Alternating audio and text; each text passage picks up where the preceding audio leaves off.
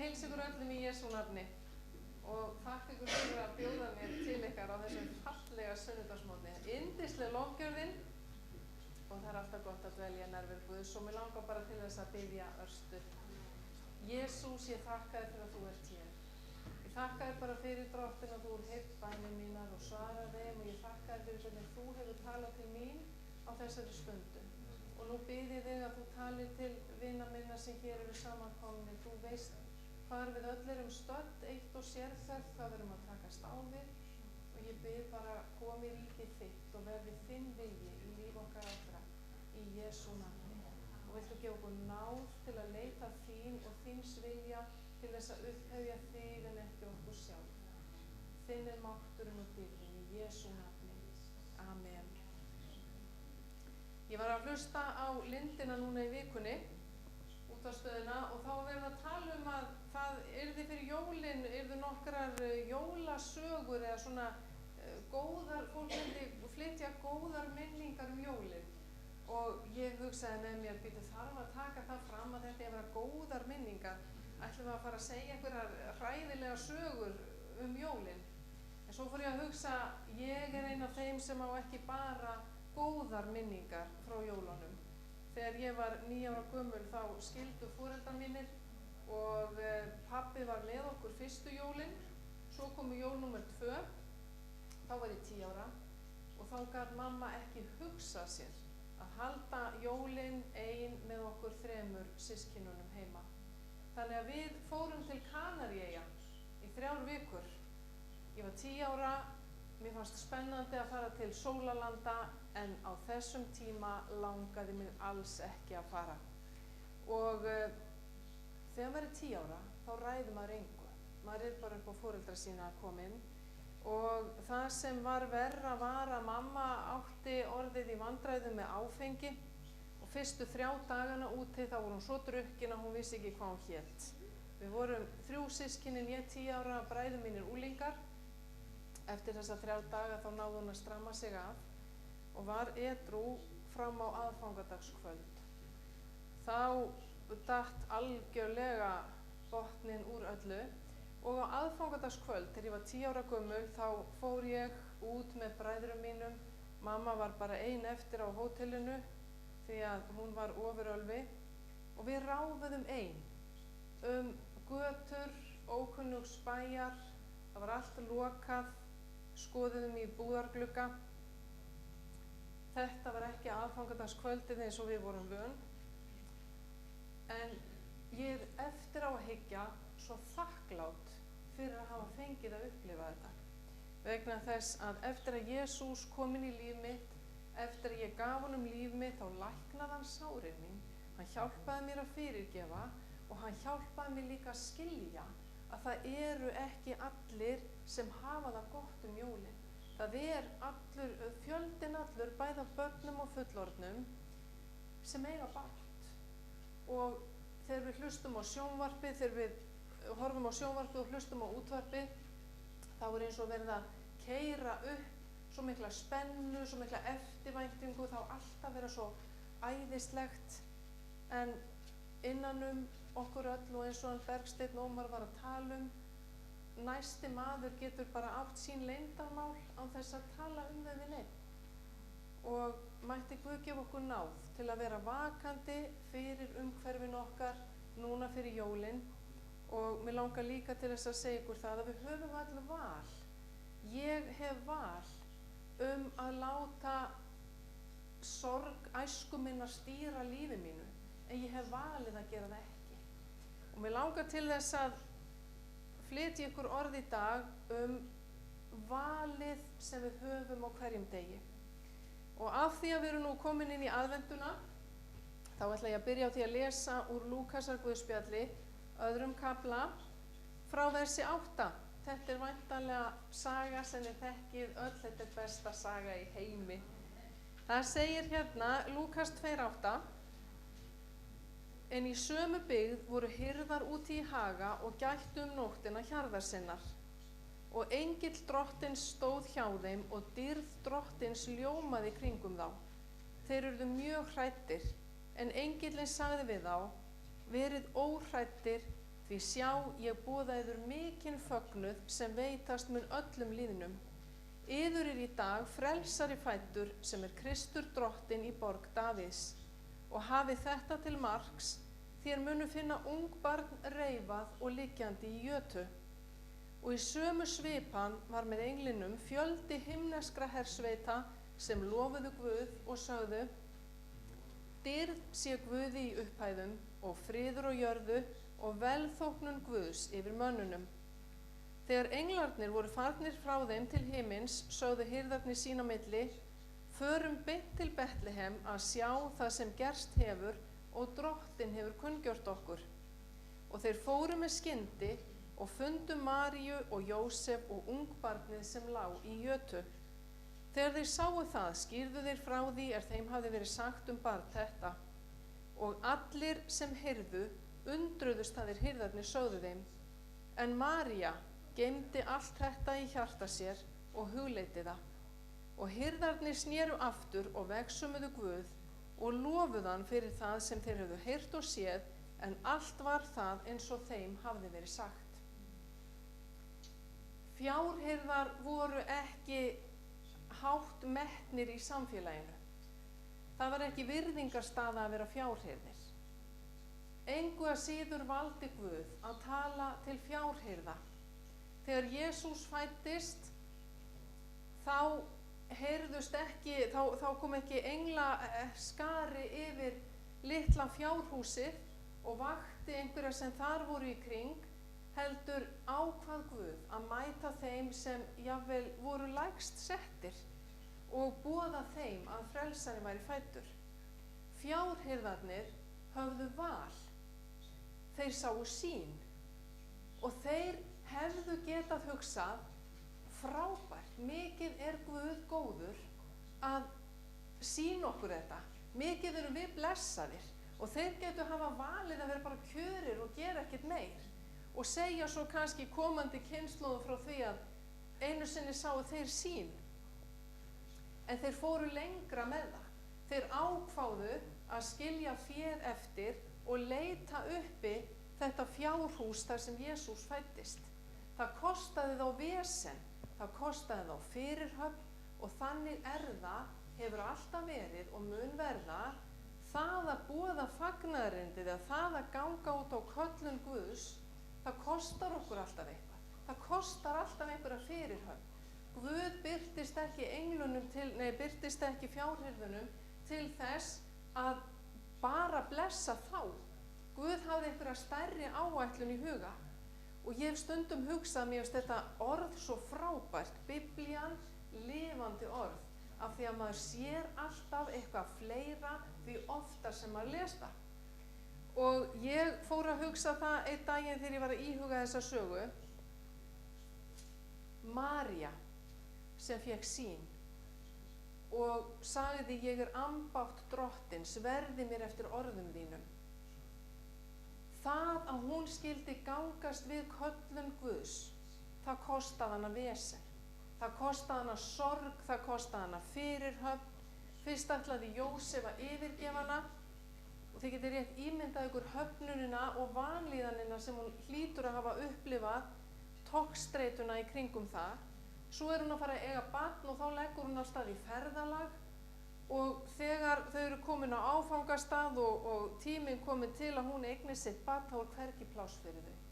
Það bara höfnun. Þau koma bara að lokuðum dyrum og þau fá loksins inn í einhverju fjárhúsi og örugglega við einhverjar allt aðrar aðstæður en hún hefði óskað sér að fæða frumburðinn sinn. Og það var engin englasöngur. Biblían lýsir því ekki að María hafi séð neina sýn nóttina sem Jesús fæddist. Fjárhirðarnir, þessir menn sem voru svo lítils metnir í samfélaginu, þeir höfðu svo gríðarlega mikilvægu hlutverki að gegna þessa nótt. Ef María og Jósef hefðu fengið inni í gistihúsi, þá mjög ósennilegt að fjárhirðarnir hefðu komið til þeirra. Þið getur rétt ímyndað ykkur ef fjárhirðar hefðu bankað upp á gistihúsun og sagst vera að leita ykkur fólki sem þekkt ekki neitt. Fjárhirðar, í fyrsta lagi hefði þeim ekki verið hleypt inn. Í öðru lagi þá hefði þeir ábyggilega verið taldir bara eitthvað gagalagú. Þeim hefði ekki verið hleypt inn. Hvert fara fjárhirðar?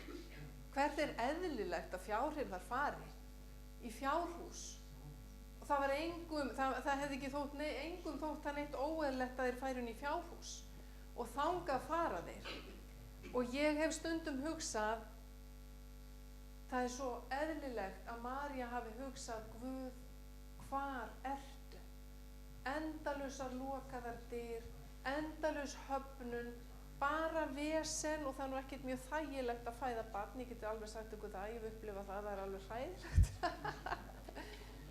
Og ég get alveg séð þetta fyrir mér ein og yfirgefin, þá birtast allt í henni einhverjir ókunnugir menn sem hún vissi engin deili á. Og þeir segja, við vorum að gæta fjárins út í haga þegar það birtist okkur engill sem segir að frelsarinn sé fæddur. Ég held að þetta hafi verið heilög stund. Ég held að þarna hafi María hugsað, þetta getur enginn nema Guð. Guð hlýtur að hafa verið við stjórnvölinn. Það er bara hann sem getur komið þessu í kring.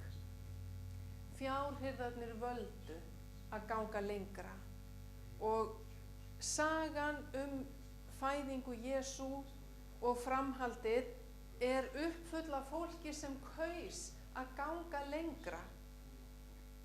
Símeon, gamli maðurinn sem var í musterinu þegar foreldrar Jesú komu með hann þangað, þvílík eftirmæli sem þessi maður hefur, það segir heilagur andi var yfir honum. Og þetta var maður sem var algjörlega gefinn Guði og Guð leiddi hann í helgidóminn og Guð hafði sagt honum, þú munt ekki deyja fyrr en þú hefur séð Krist. Svo kemur hann í helgidóminn á sama tíma og María og Jósef eru þar með Jesú og Símeon veit að Kristur er fæddur. Símeon hefði getað valið að halda því bara fyrir sig. Símeon hefði getað þakka Guði fyrir að blessa sig og gert ekkert meira með það. En Símeon tók drenginn í fangið og hann spáði yfir Maríu. Hann spáði inn í líf hennar og hann spáði yfir Jesú og hann sagði, þessi drengur er settur til falls og til viðreisnar mörgum og hann verður tákn sem á móti verður mælt og sjálf muntu sverði níst í hjarta þínu. Ég er alveg handviss það að orðin sem Guð lagði Símeon á hjarta hafa verið orðin sem hljómuðu í huga Maríu þegar hún stóð við kross sonar síns, kross frelsara síns, sjálf muntu sverði níst í hjarta þínu. Ég er alveg handviss að þegar hún hefur verið yfirbuguð af sorg og hefur hugsað, Guð, hvar ertu? Þá hefur hann minnt hana á þessi orð. Manstu eftir sýninni, manstu eftir Símeon, manstu eftir fjárhirðunum. Aftur og aftur kom Guð í veg fyrir hana og sýndi henni, ég er með þér, treystu mér, þetta er mín áætlun. Ef Símeon hefði valið að þegja bara yfir þessum fréttum sem hann fékk, þá hefði María orðið af þessari uppörvun sem hún sem betur fer varð ekki af. Og Anna Fanúelsdóttir, gömul kona sem þjónaði Guði nótt og dag með föstum og bænahaldi, hún kom að á sömu stundu og Símeon og hún vissi að frelsarinn var fæddur. Hún hefði getað hugsað, þakkaði Drottinn fyrir blessunina sem þú veitir mér, og hún hefði getað hugsað, mikið er Guð góður við mig, en hún kaus að gera það ekki. Hún kaus að segja öðrum frá. Og ritningin segir, hún talaði barnið við alla sem væntu lausnar Ísraels. Þegar Guð blessar kirkju sína, þegar Guð blessar okkur hér, þegar Guð gefur okkur gjafir, þá er það ekki til þess að við bara hugsum okkur sjálf. Við eigum að fara út með það sem Guð hefur gefið okkur og deila því með öðrum. Og stundum hef ég hugsað, Drottinn, hvernig get ég þjóna þér bara í mínum daglegu störfum. Og ég ætla að segja ykkur frá einu dæmi. Ég var stödd í Bónus, þetta þarf ekki að vera flókið. Ég var stödd í Bónus á kassa og rétt fyrir framan mig eru 2 útlendingar og þeir eru að kaupa eitthvað smotterí og þeir eru að reyna að borga með kortinu sínu. Og pósinn hafnar kortinu og þá taka þeir upp annað kort og það virkar ekki heldur. Og þar sem ég stend, þá allt í einu er þessari hugsun skotin í kollin á mér, borgaðu fyrir þá. Og ég tek upp 500 kall eða 1000 kall, ég man ekki hvað þetta kostaði sem voru að kaupa, það setti mig ekki á hausinn. Og ég rétti konunni eða stelpunni á kassanum peninginn og borgaði fyrir þá. Og hún, þeir verða svona hálfvandræðalegir en þakka svo bara fyrir og fara mjög glaðir. Ég vissi ekkert hvaða stelpa þetta var á kassanum. Þegar röðin kemur svo að mér, þá segir hún, fannst þér gaman á kotmóti? Þá hafði hún verið á kotmóti, þá var þetta gömul vinkona sonar míns sem hafði stækkað svo mikið að ég mundi ekki eftir henni. Og ég hugsaði með mér þarna, ég ætlaðist ekki til þess að einhver vissi af því hvað ég var að gera. Ég var ekki að borga fyrir þessa menn til þess að ég yrði upphafin, en eftir á þá hugsaði ég, kannski eru þetta skilaboð til unglingsstelpu, hvernig hún getur látið gott af sér leiða, hvernig hún getur þjónað náunganum. Og önnur svona saga, ég á vini sem búa á Akureyri og konan segir mér að það hafi einhver kona í bænum legið svo á hjarta sínu og hún hafi verið búin að hugsa að ef hún sér hann einhvern tímann út í bæ vera að versla, þá ætla hún að borga fyrir hana. Svo hún, og hún hafði ekki talað um þetta við neitt. Svo hún stödd með manninu sínum í Nettó og hún sér konuna á kassa einhvers staðar langt í burtu og áður en hún getur komið upp orði, þá hvíslar maðurinn hennar að henni, ég ætla að fara og borga fyrir konuna. Þau höfðu ekkert rætt þetta, en þarna eitthvað hefur andi Guðs hefur bara viljað mæta þessari konu og blessa þessa konu. Og ástæðan fyrir því að ég er að segja ykkur þetta ég bara hvet ykkur til, verið þið vakandi frá morgni til kvölds, hvar sem þið eru stödd, fyrir því hvernig þið getið þjónað drottni. Við höfum nefnilega val. Og mér finnst svolítið skemmtilegt þegar ég sat hérna og heyrði að hér væri maður frá Nígeríu. Ég held að Guð hafi bara sendt mig hingað með hennar boðskap til ykkar. Vegna þess að í síðustu viku, eða vikunni þar á undan, þá heyrði ég vitnisburð manns frá Nígeríu sem hefur legið svo á hjarta mínu að ég var búin að ákveða að segja ykkur það. Svo hugsaði ég en skemmtilegt að hér er einhver í dag bara frá sama landi. Ég fór á GLS, leiðtogaráðstefnuna í Háskólabíói og svo keypti ég diskana með fræðslunni og á diskunum eru fleiri fyrirlestrar heldur en voru sýndir á ráðstefnunni. Þar á meðal einhver stórkostlegasti fyrirlestur sem ég bara lengi heyrt. Og það er sem sagt maður í Nígeríu sem heitir Sam, og nú man ég ekki, Adenai eitthvað. Hann allavega er forstöðumaður í kirkju. Hann var alinn upp til þess að verða byggingaverktaki. Pabbi hans rak byggingaverktaki og rak fyrirtæki og hann vildi að sonurinn tæki við fyrirtækinu af sér. Og þess vegna fór strákurinn í verkfræði í háskóla, gerðist verkfræðingur og allt að það stóð til að hann tæki við fyrirtækinu.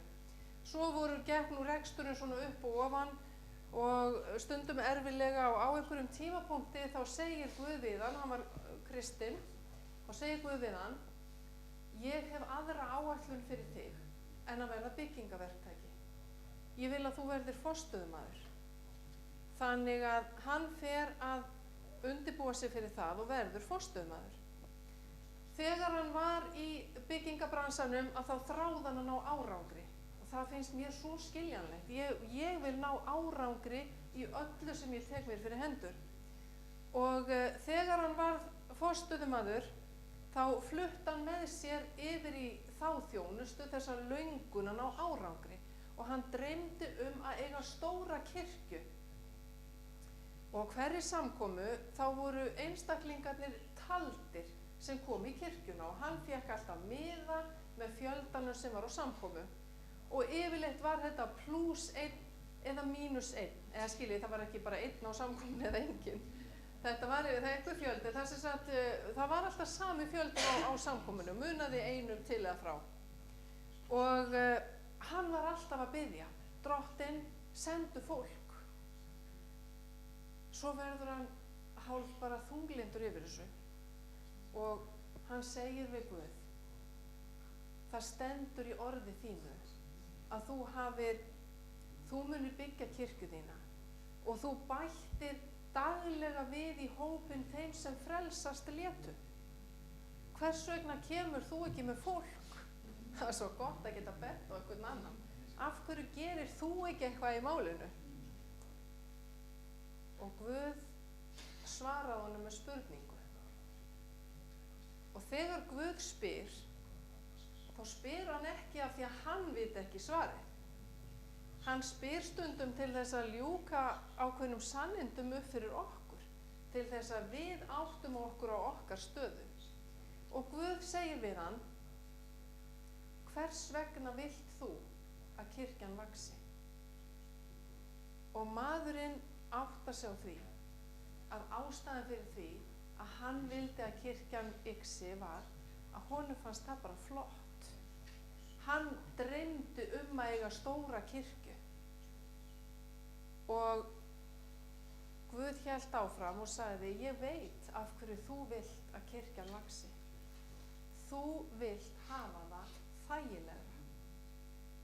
Og svo bætir hann við og segir, þú munt aldrei skilja hver minn mælikvarði á árangur fyrir en þú mætir þörfum þeirra sem ég sendi til þín.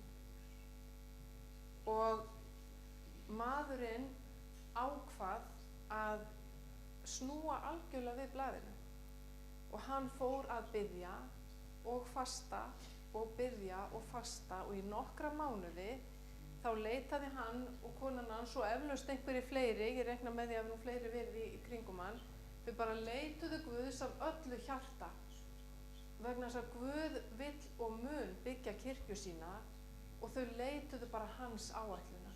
Hvað vilt þú að við gerum? Hvernig getum við þjónað samfélaginu sem við erum staðsett í? Og hvernig getum við mætt þörfum þeirra sem þú sendir í veg fyrir okkur?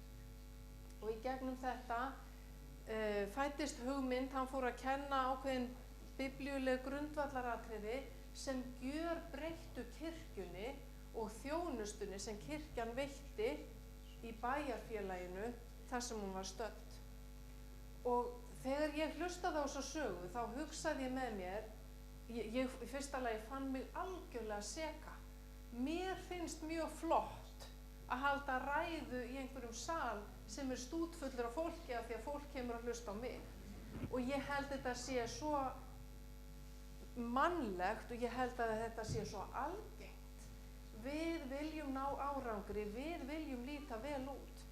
En stundum vill Guð fara aðeins aðra leið. Við erum kannski að gera flest rétt, en kannski munar bara einhverju smávegis upp á það að við náum árangrinum sem okkur langar að ná, en árangurinn ekkert endilega alltaf eins og við héldum að hann yrði. Rétt eins og þegar Jesús sagði við fiskimennina, kastiði netinu hægra megin við bátinn. Ég get alveg sagt ykkur, ég veit ekkert sjómennsku, ég veit ekkert fisk, en ég veit að það skiptir ekki máli fyrir fiskinn hvort netið hægra megin eða vinstra megin við einhvern smá bát. En það sem ég finnst, það sem ég hef valið að tileinka mér úr þessari sögu þetta orð frá Guði. Þetta rema orð frá Guði það eina sem okkur stundum vantar til þess að hjólinn fari að snúast. Við erum kölluð til þess að þjóna samfélaginu sem við erum í.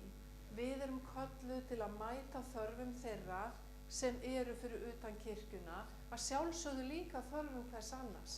En Guð frelsaði okkur ekki til þess að við sætum bara ein að því nægta borði sem Guð hefur gefið. Hann vill að við förum og segjum frá og það gildur okkur öll, eitt og sérhvert. Og Guð sendir fólk í veg fyrir okkur sem hann vill að við höfum áhrif á. Það er okkar að spyrja Guð, hvernig get ég hjálpa þessu fólki? Hvernig get ég þjónað þeim sem þú sendir inn í líf mitt?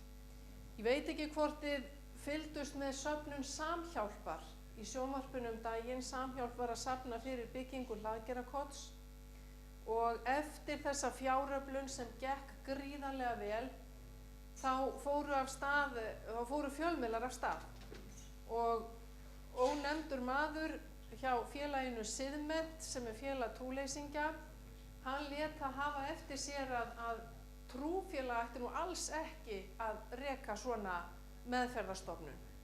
Og vitið það, ég hló þegar ég heyrði þetta, því ég hugsaði, veit maðurinn virkilega ekki að það er bara hreinlega köllun og skylda kristinnar kirkju að láta sér annt þá sem minna mega sín.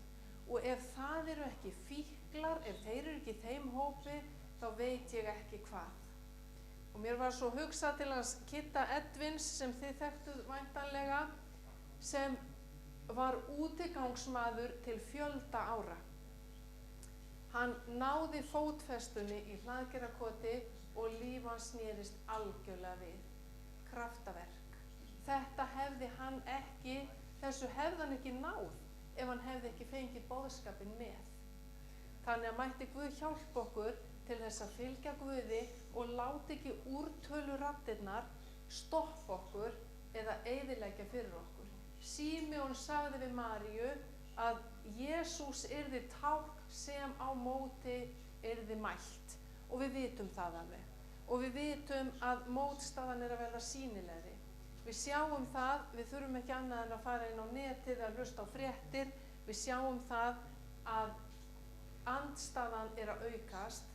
Ég tel að það borgi sig ekkit endilega að þrasa við trúleysingjana. Ég held að svar kristinnar kirkju þurfi að vera meiri boðun. Meiri boðun, fleiri góðverk, það er okkar svar. Að sjálfsögðu er allt í lagi að svara mönnum af og til af hógværð og kærleika, en boðunin er það sem skiptir máli. Þegar ég var að biðja fyrir okkur öllum og ykkur fyrir þessa stund og ég var að hugsa þetta, hvernig gæti Hvítasunukirkjan í Keflavík náð til samfélagsins hér. Það er ekki mitt að segja ykkur það. Ég ætla samt að segja ykkur hvað mér datt í hug. Af því ég kom á Alfa hérna í október og þá var mér sagt að það væri svo fáir á Alfa. Mér datt í hug, af því að Alfa er verkfæri sem hefur virkað. Kannski er sniðugt að bjóða þeim sem eru atvinnulausir upp á Alfa-námskeið eða hafa Alfa-námskeið að degi til. Ég veit ekki hvort ég hafi mannafla til þess að gera það. Eða á laugardegi. Kannski er möguleiki að fara í eitthvað samstarf við Vinnumálastofnun, sinna fólkinu sem við vitið að á bágt í samfélaginu, sinna fólkinu sem vantar tilgang með lífi sínu. Ég veit það ekki, það er ykkar að biðja, en ég veit að Guð hefur áætlun með þessa kirkju og Guð er hér. Og mér langar til þess bara rétt í lokin, ég ætla ekki að hafa þetta mikið lengra, til þess að biðja ykkur að standa á fætur. Og mér langar til þess að þú, á meðan ég bið, að þá hugsir þú, biðjir Guð að opinbera þér, hvað get ég gert fyrir náungan og hver er náungi minn? Hver er manneskjan sem þú sendir í minn veg? Drottinn, ég þakka þér fyrir að þú hefur áætlun með okkur. Ég þakka þér fyrir það, Jesús, að þegar þú komst í þennan heim, þá talaður til fólks, þú talaðir til þeirra sem lágt voru settir, þú hafðir áætlun með alla þá sem á þig vildu trúa og nú bið ég Drottinn fyrir þessum hópi sem hér er. Ég þakka þér fyrir Hvítasunukirkjuna í Keflavík. Ég þakka þér fyrir að þú hefur staðið vörð þetta starf í öll þessi ár, marga áratugi, og ég bið þess bara að sú áætlun sem þú hefur fyrir þessa kirkju, hún nái framgangi. Og ég bið Drottinn að þú gefir þeim sem hér eru í dag hugmyndir það hvernig þeir geta boðað fagnaðarerindið því fólki sem þú sendir í veg fyrir þau. Og ég bið þess líka Drottinn að þú gefir nýjar hugmyndir kærleiksverk og líknarþjónustu og ég þakka þér fyrir það sem kirkjan að gera.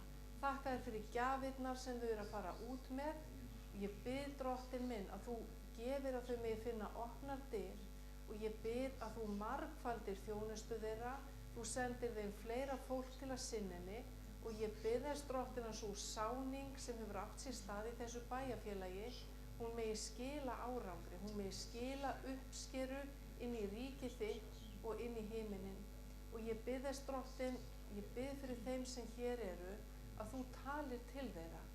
Ég bið Drottinn, þú getur talað til þeirra sem eiga ekki trú, þú getur talað til þeirra sem líta smáum augum á sjálfa sig, þú getur talað til þeirra sem eru hrokafullir, Drottinn, samfélagið allt, þú ert ekki í neinum vandræðum með að tala til fólks. Og hversu miklu fremur vilt ekki tala til þíns fólks. Og þess vegna bið ég Drottinn, talaðu til þíns fólks hér í dag. Drottinn, kveiktu nýjar hugmyndir, gefðu nýjan eld, viltu glæða eld heilags anda í þessari kirkju og ég bið þess Drottinn að þetta nýja ár sem framundan, það megi svo sannarlega vera þér til dýrðar og það megi verða til framgangs ríki þínu. Ég þakka þér fyrir Drottinn að þú kalla okkur til að standa í lappirnar, þú kalla okkur til þess að boða fagnaðarerindið og þú kalla okkur Drottinn til að vinna fyrir þig, þér til dýrðar. Og megi dýrðin þín verða opinber, megi ríkið þitt koma á þessum stað, megi þinn vilji verða í líf okkar allra og ég bið Jesús, gefð okkur næmleika á röddina þína, gefð okkur næmleika á handleiðslu þína, gefð okkur næmleika á viljan þinn og ég bið bara að þú gerir eitthvað nýtt í þessari kirkju, eitthvað sem virkar út í þetta samfélag, sem fer eins og eldur í sinu og viltu gefa bara fólk taki trú á þig, Drottinn, og varðveitist í trúni og eignist nöfni sín skráð í lífsins bók. Og ég bið fyrir þeim sem hér eru og kunna hafa upplifað sig veika eða smáa eða leiða, Drottinn, viltu létta af þeim byrðunum og viltu gefa þeim nýja köllun. Ég bið Drottinn, tendraðu eldinn í hjörtum þeirra og verði viljinn þinn og viltu blessa Kitta og Dísu og alla þá sem standa með þeim og stýra kirkjunni. Ég bið bara góði Guð þinn vilja í Jesú nafni. Amen. Amen. Guð blessi ykkur og ég hvet ykkur, leitið Guðs. Hann hefur áætlun með ykkur. Hann vill gefa ávöxt. Það er okkar að fara af stað. Hann mun senda fleiri verkamenn til uppskerunar sinnar ef við biðjum það. Tökum stöðu okkar og stöndum í lappirnar. Amen.